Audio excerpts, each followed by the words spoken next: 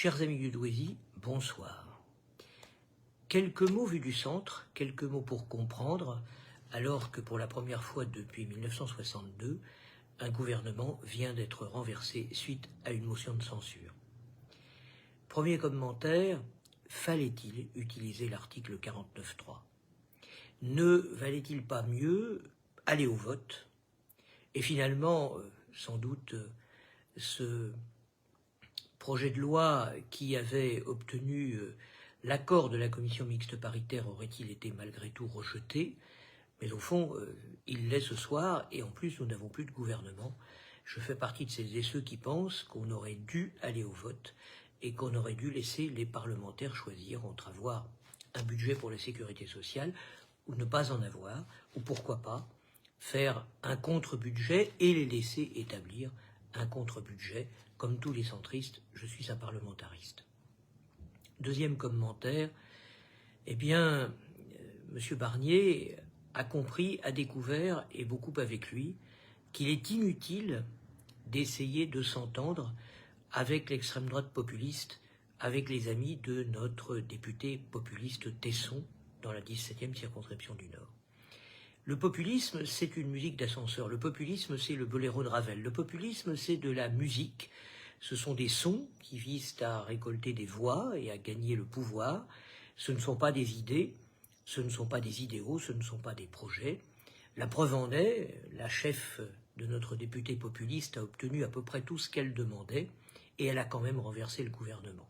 Pour une raison strictement personnelle, parce que le populiste pense d'abord à sa pomme, c'est qu'elle sera bientôt inéligible, qu'elle le sait, et que si elle parvient à faire démissionner le président de la République, eh bien elle a une petite chance. C'est la méthode Trump, c'est aussi la méthode qu'utilise M. Netanyahou en Israël, qui prolonge la guerre pour éviter la prison, de même que M. Trump s'est présenté pour éviter la prison, et que Mme Le Pen tente de pousser le président de la République à la démission pour se faire élire présidente à sa place avant que les juges ne la rendent inéligible.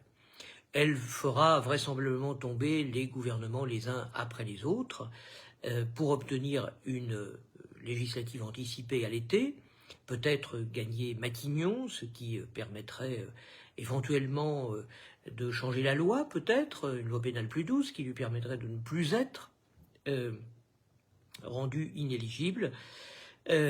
En tous les cas, ce qu'elle vise clairement, c'est d'échapper à la prison, sans doute pas la prison ferme, mais à la prison avec sursis, à la ruine économique et surtout à l'inéligibilité. Il n'y a que cela qui l'intéresse.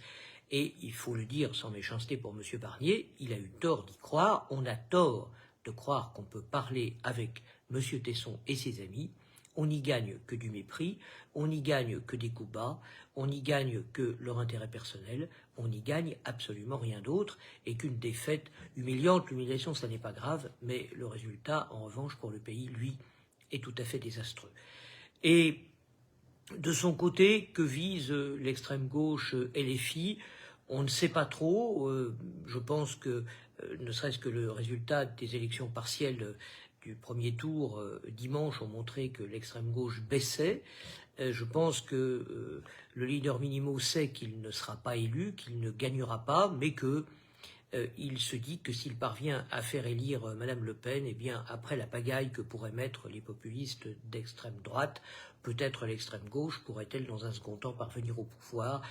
C'est un bon tacticien et j'imagine qu'il mise sans doute sur une révolte des banlieues, sur son électorat qu'il pense confessionnel, sur les ferments de guerre civile qu'il essaie d'instiller dans notre pays pour essayer de renverser le gouvernement populiste d'extrême droite qui l'aurait aidé à s'installer au pouvoir. En tous les cas, s'il y a une leçon à retenir pour la droite, et je parle là cette fois de la droite, eh bien, c'est qu'elle ne gagnera rien à s'allier avec l'extrême droite. La tentation est très ancienne. M. Sotti l'a fait pour sauver sa circonscription à Nice, mais il est aujourd'hui le porte-serviette de la châtelaine de Montretout. Et toutes celles et tous ceux qui s'allieront avec les populistes seront dévorés par eux et ne seront plus que factotum du populisme il n'y a pas d'espace démocratique, il n'y a pas d'espace de liberté, il n'y a pas d'espace de libre expression.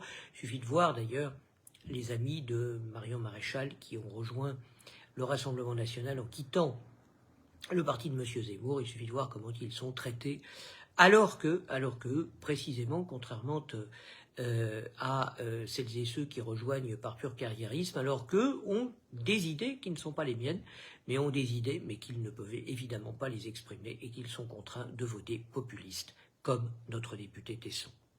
Ensuite, quel est l'avenir de notre pays dans cette situation?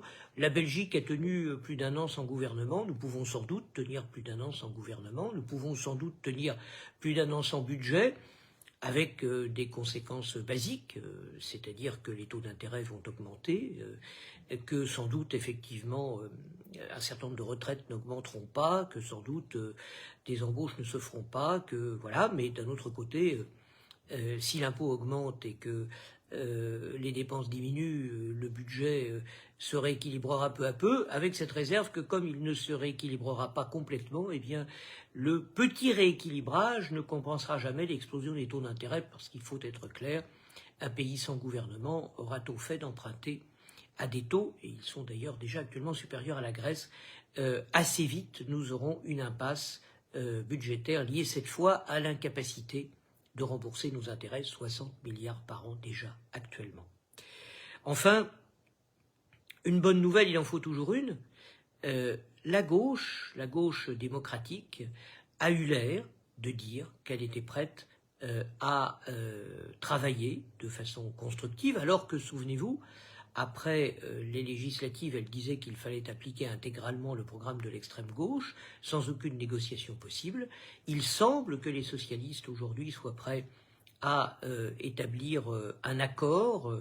M. Vallaud, président du groupe parlementaire socialiste, a évoqué un accord de non-censure. Il y a sans doute un chemin. Le centriste que je suis, le démocrate que je suis, le MoDem avait dit préférer Bernard Cazeneuve. Il y avait sans doute une voie, mais M.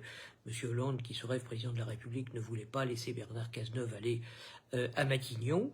Peut-être y a-t-il une voie pour un Premier ministre modéré, centriste, de centre-droit, de centre-gauche, de centre-centre. François Bayrou serait évidemment celui que nous préférerions, mais peu importe. Ce qui importe, c'est d'avoir quelque chose, je n'ose pas dire une majorité qui tienne au moins jusqu'à l'été, qui puisse peut-être faire voter un budget et qui puisse assurer un minimum de stabilité économique dans notre pays et donc de stabilité sociale entre l'extrême gauche qui veut la révolte populaire et l'extrême droite populiste qui veut le pouvoir et ses prébendes.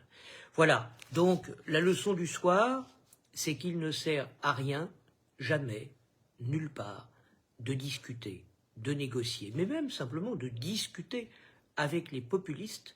Et d'ailleurs, souvenez-vous, notre député populiste Tesson, lors du débat radiophonique sur Radio Scarpe Sensée avant les dernières élections législatives, avait refusé d'énoncer une seule proposition, un seul point de son projet. La seule chose qui l'intéressait, c'était de critiquer les autres, sans jamais dire ce qu'il voulait faire.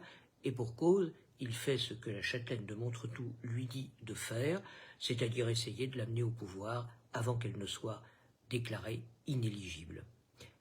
C'est une leçon à retenir, et j'espère qu'elle servira à tous les démocrates, y compris les socialistes, pour s'unir afin d'aider notre pays à sortir de l'ornière dans laquelle les extrémistes des deux bords veulent le faire irrémédiablement glisser. Chers amis du Douaisis, à bientôt pour d'autres décryptages, et surtout, ne perdons jamais espoir, Noël approche. À bientôt.